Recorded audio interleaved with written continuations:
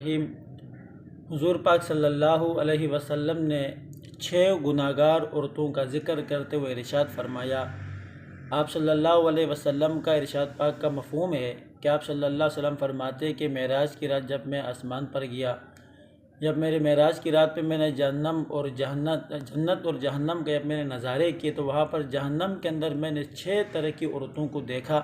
ان کو 6 طرح کے عذاب ہوتے تھے۔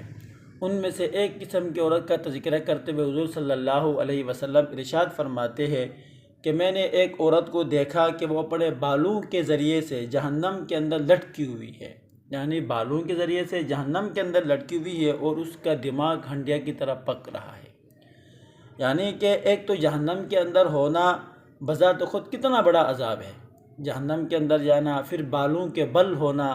پھر دماغ کا ہنڈیا کی طرح پکنا، یہ بہت بڑا عذاب ہے۔ جب آپ صلی اللہ علیہ وسلم نے 6 عورتوں کا ذکر کیا تو فاطمہ الزہرا رضی اللہ تعالیٰ عنہ نے پوچھا،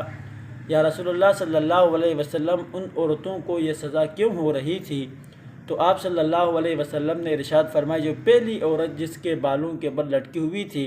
اس کو عذاب اس لیے ہو رہا تھا کہ یہ بے پردگی کرتی تھی، ننگے سر گھر سے باہر نکلتی تھی اور نامحرم مردوں سے اپنے بالوں کو نہیں چھپاتی تھی بلکہ نامحرم مردوں کو اپنے بال دکھایا کرتی تھی۔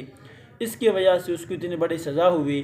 تو میں اور آپ خود اس کے اوپر غور اور فکر کریں کہ آج میرے اور آپ کی بہنیں، بھائی، بیٹیاں جب گھروں سے باہر نکلتی ہے کیا وہ پردے کا اہتمام کرتی ہے؟ کیا وہ دوپٹے کو سر کے اوپر رکھتی ہے؟ ایسی عورتیں جو دوپٹوں کو اپنے سروں کے اوپر نہیں رکھتی ہے، بالوں کی حفاظت نہیں کرتی، اپنے بالوں کو بناؤ و سنگار کر کے غیر محرم مردوں کو دکھاتی ہے،